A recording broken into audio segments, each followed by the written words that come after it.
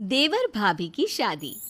रमाकांत और सावित्री जी के दो बेटे थे। बड़े बेटे का नाम था सुदीप और छोटे बेटे का नाम था अंशुल। सुदीप की शादी हो चुकी थी और उसकी पत्नी का नाम था अनन्या। अंशुल दूसरे शहर में रहकर एक बड़ी कंपनी में नौकरी करता था। कुछ दिनों के लिए अंशुल जब अपने घर आया हुआ था। बहुत दिनों के बाद आए हो बेटा, जल्दी जल्दी छुट्टियां ले लिया करो। अरे पापा, अभी 6 महीने पहले ही तो भाई की शादी में आया था। उसके बाद तो कंपनी वालों ने छुट्टी ही नहीं दी। हाँ, बात तो तेरी सही है। मेरी शादी के बाद तो तू अब घर आया है। लेकिन भाई, आपकी शादी को भी तो सिर्फ 6 महीने ही हुए हैं। लगता है अब तुम्हारी भी शादी जल्दी करनी पड़ेगी। तुम भी तो सुदीप से सिर्फ 1 साल छोटे हो। जल्दी से तुम्हारे भी हाथ पीले कर देते हैं। अरे कैसी बात करती है मम्मी, अभी मुझे कुछ दिन नौकरी तो करने दो।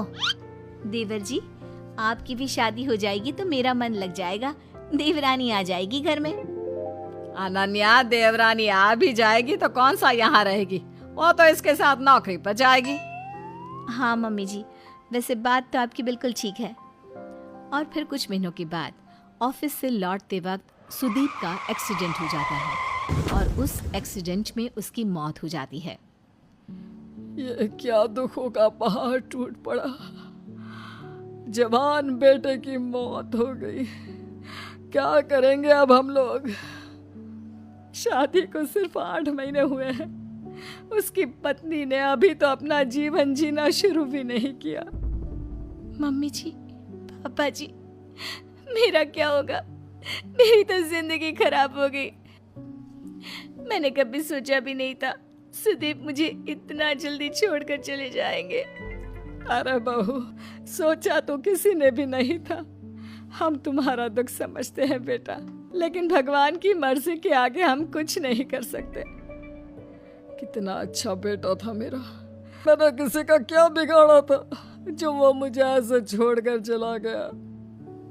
जब आखिरी बार भाई से मिला था तो सोचा भी नहीं था कि ये मेरी उनसे आखिरी मुलाकात होगी। इतने खुश थे भैया, मेरी शादी की बातें कर रहे थे। पूरा परिवार कुछ दिन इसी तरह दुखी रहता है। वक्त बीतता जाता है। सावित्री और रमाकांत जी महसूस करते हैं कि अनन्या काफी अकेली और दुखी रहने लगी थी। सावित्री, हमारी बहू की अभी उम्र ही क्या है, सिर्फ 25 साल, और उसके चेहरे की उदासी देखो।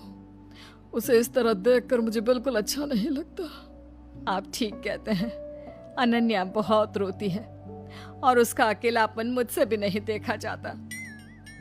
एक बात कहूं सावित्री, क्या हमें अपनी बहू की दूसरी शादी करवा देनी चाहिए? अरे लेकिन समाज वाले क्या कहेंगे कि हम अपनी विधवा बहू की शादी करवा रहे हैं। अरे लेकिन उसकी उम्र तो देखो, सिर्फ 25 साल की है। पूरी जिंदगी कैसे कटेगी सावित्री, कैसे रहेगी वो? मैं सब समझती हूँ जी, लेकिन पहले हमें खुद अनन्या से बात करनी होगी कि वो इस बात के लिए तैयार है या नहीं। उसके बाद ही हम कुछ कर सकते हैं। मुझे तो लगता है कि हमें अंशुल से भी इस बारे में बातचीत करनी चाहिए। उसका क्या ख्याल है, जरा पता तो करें। सावित्री और रमाकांत अंशुल को अपने पास बुलाते हैं। अंशुल बेटा, तुम तो जानते हो सुदीप के जाने के बाद अनन्या की कैसी हालत हो गई है। तुम्हारा इस बारे में क्या ख्याल है? पापा, मुझे लगता है हमें भाभी की दूसरी शादी करवा देनी चाहिए। जब अंशुल भी कह रहा है तो ठीक है, हम अनन्या की शादी करवा देते हैं। वो खुश रहेगी तो हमें भी अच्छा लगेगा।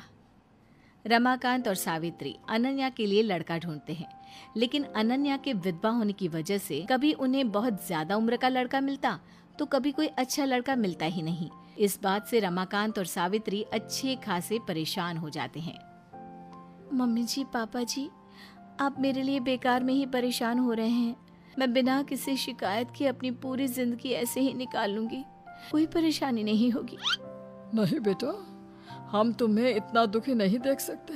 हमारा बेटा तो चला गया और अब तुम्हारी पूरी जिंदगी ऐसे ही खराब हो गई तो हम अपने आप को माफ नहीं कर पाएंगे। देखो अनन्या, तुम कहने को हमारी बहू हो, लेकिन इस घर की सदस्य हो और इस नाते तुम्हारी खुशियों का ख्याल रखना हमारी जिम्मेदारी है। मम्मी जी, पापा जी,